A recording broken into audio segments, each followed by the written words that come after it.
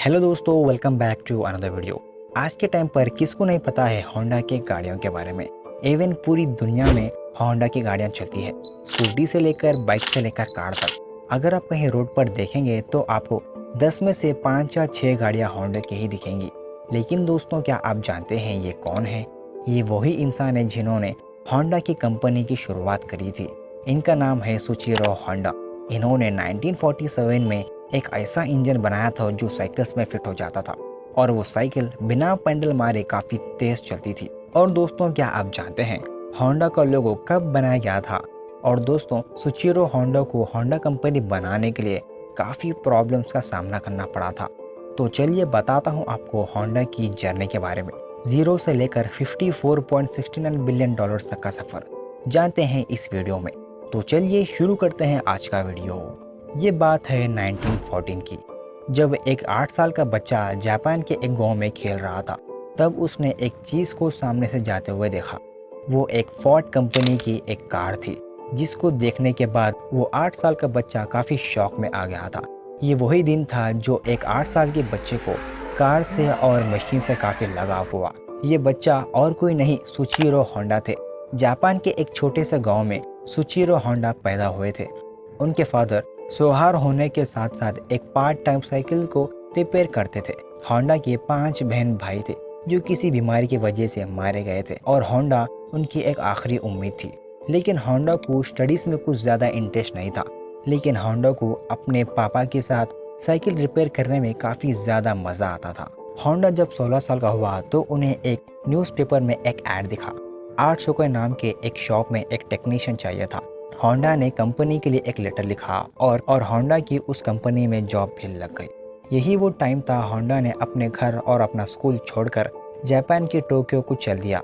Honda को कुछ भी अच्छा नहीं लग रहा था, क्योंकि उसे कंपनी में काम करने के बजाय साफ सफाई का काम लगाया जा रहा था और होंडा को बेबी सिटिंग का भी काम लगाया गया था।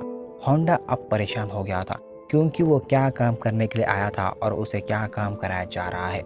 होंडा को अपने घर वापस जाना था, लेकिन वो नहीं जा रहा था क्योंकि उसे वापस जाने में शर्म आ रही थी, क्योंकि वो अपने पेरेंट्स को फेस करने की हिम्मत नहीं कर पा रहा था।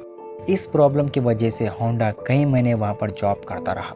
लेकिन कुछ महीनों के बाद आर्ट शोकाई के ओनर ने होंडा को वर्कशॉप के काम करना शुरू कर दिया, जिसमें होंडा को सबसे ज़्यादा इंटरेस्ट था। क्योंकि होंडा को इस चीज़ में सबसे ज़्यादा इंटरेस्ट था, तो वो कुछ ही महीनों के बाद काफ़ी गाड़ियों के और उनके पार्ट्स के बारे में जान चुका था। इस दौरान आर्ट चुकाई ने 2 स्पोर्ट्स कार बनाई, जिसमें पहली गाड़ी आर्ट डेमलेर थी और दूसरी कार क्रेटस थी।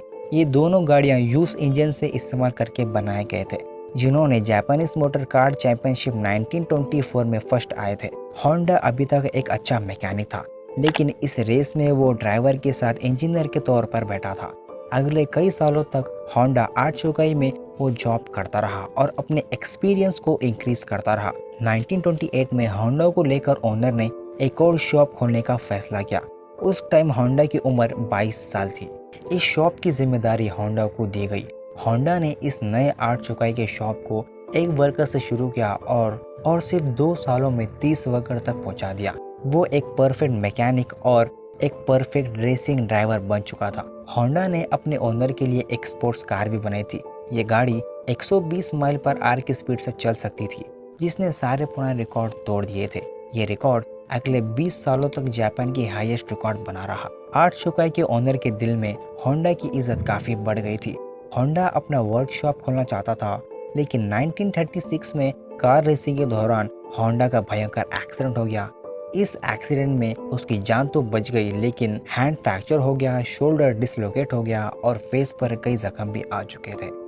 होंडा को लगा कि वो अब नहीं बच पाएगा, लेकिन फिर भी वो बच गया। वो ना ही मैकेनिक का काम कर सकता था और वो ना ही रेसिंग में हिस्सा ले सकता था। कई महीने के बाद होंडा वापस आया और आर्ट शुकाई के ओनर से कहा कि वो अब रिपेयरिंग का काम नहीं कर सकता, और ओनर से एक वीडियो शेयर किया कि क्यों ना अब हम वो स्पेयर पार्ट्स बनाने की कंपनी शुरू करें। आर्ट शुकाई के होल्डर्स ने होंडा का ये आइडिया फौरन ही रिजेक्ट कर दिया। ऐसा नहीं है कि आर्ट शुकाई को होंडा के ऊपर भरोसा नहीं है, क्योंकि उन्हें ऑलरेडी बिजनेस में प्रॉफिट मिल रहे थे और वो नहीं चाहते थे कि बिजनेस में कोई नया रिस्क लिया जाए। इसी बात पर होंडा ने सोचा कि मैं खुद मैन्युफैक्चरिंग कंपनी अकेला खोलूँगा और 1936 में होंडा ने 30 साल की उम्र में उसके दोस्त के साथ टोकाई सेकी हेवी इंडस्ट्री खोल दी। अपने दोस्त को अपने इंडस्ट्री का प्रेसिडेंट बना दिया। कंपनी तो होंडा ने खोल दी थी, लेकिन उसे चलाने के लिए उनके पास कोई फंड नहीं थे। वो दिन भर आठ चौका में काम करता था और रात में खुद पिस्टल इंजन बनाने की कोशिश करता रहता था।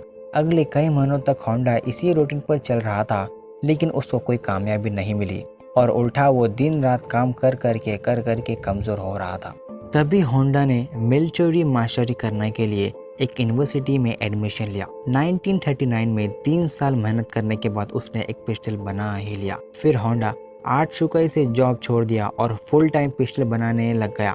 लेकिन होंडा को क्या पता था कि उसने जो पिस्टल बनाया है उसमें कई सारे फॉल्ट मौजूद हैं। उसने अपने पिस्टल टोयोटा वालों को ऑफर किया। टोयोटा वालों ने 50 में से 47 पिस्टल्स रिजेक्ट कर दिए। ये बात सुनकर होंडा को काफ़ी ज़्यादा सदमा लगा था।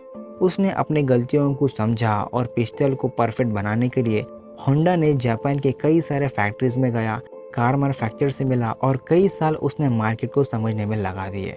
और उसके बाद होंडा ने फिर से एक पिस्टल बनाया।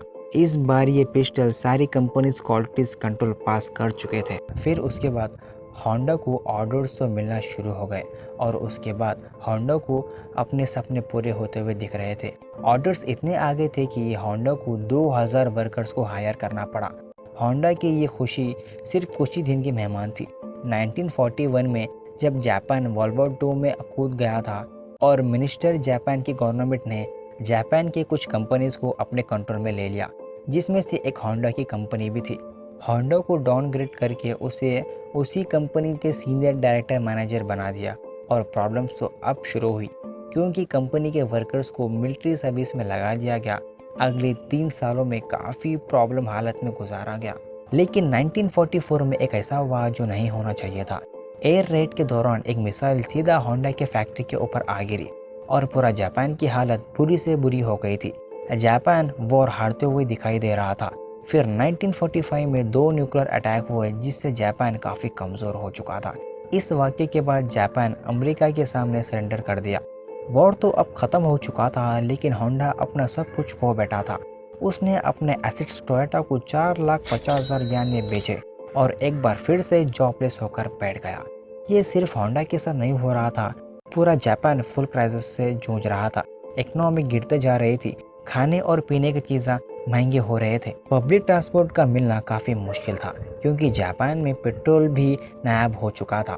लेकिन होंडा को एक इंजन मिला जिससे सोल्जर्स वायरलेस रेडियो चलाया करते थे और होंडा को एक आइडिया आया। उसने सोचा कि क्यों ना इस इंजन को साइकिल में लगाकर अपने ट्रांसपोर्ट की प्रॉब्लम सॉल्व किया जाए।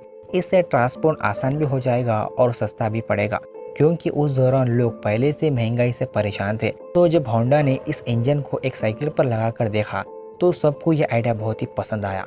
कुछ यूज्ड इंजन्स होंडा को तो मिल गए थे, लेकिन लोगों की डिमांड इतनी ज़्यादा थी कि होंडा ने खुद का नया एक इंजन डिज़ाइन कर लिया। यहाँ पे पहली बार था कि जब उस टाइम होंडा का नया पहला लोगो दिखाया गया। होंडा के पास इतने पैसे नहीं थे कि वो नए इंजन्स बना सके। फिर होंडा ने 18,000 शॉपर्स को एक ओपन लेटर लिखा। लोगों को होंडा पे इतना भरोसा था कि 3,000 शॉपर्स ने उसे रिप्लाई दिया और पैसे भी दिए। अगले 3 सालों में होंडा ने एक ऐसी मोटरसाइकिल बनाई जिसे हर कोई खरीद सकता था। ये सुपर क्यूब नाम से लॉन्च की गई, जिसने मार्केट में आते ही धूम मचा दी। ये मॉडल इतना सक्सेसफुल रहा कि 1958 में इसने जापान की टॉप बाइक सेल्स ट्रिumph और हार्ले डेविडसन की सेल्स को पीछे छोड़ दिया। और होंडा को रेसिंग का काफ़ी ज़्यादा शौक था और इसीलिए उसने स्पोर्ट्स बाइक बनाने का फैसला किया। वो कई बाइक रेसिंग में जाता और जीतने वाले बाइक के फ्यूचर्स नोट डाउन कर लेता था। और उस टाइम बाइक रेसिंग करने के लिए कम, मार्केटिंग करने के लिए होते थे। कुछ सालों में होंडा की नई स्पोर्ट्स बाइक लॉन्च हो गई, जिसने 1962 इंटरनेशनल रेसिंग कंपटीशन में फर्स्ट पोजीशन हासिल की। इस रेसिंग की वजह से होंडा का नाम पूरी दुनिया में मशहूर हो गया। 1960s में होंडा दुनिया की मोटरसाइकिल मैन्युफैक्चरिंग कंपनी बन चुकी थी और 1968 तक ये 1 करोड़ यूनिट सेल कर चुके थे। अपनी ज़िंदगी के 62 ईयर्स बिताने के बाद सोचिए होंडा को सक्सेस तो मिल चुकी थी, लेकिन जो अपना सपना बचपन में जो देखा गया था उसे अब तक पूरा नहीं किया। होंडा अब कार मैन्युफैक्चरिंग की तरफ भी जाना चाहता था।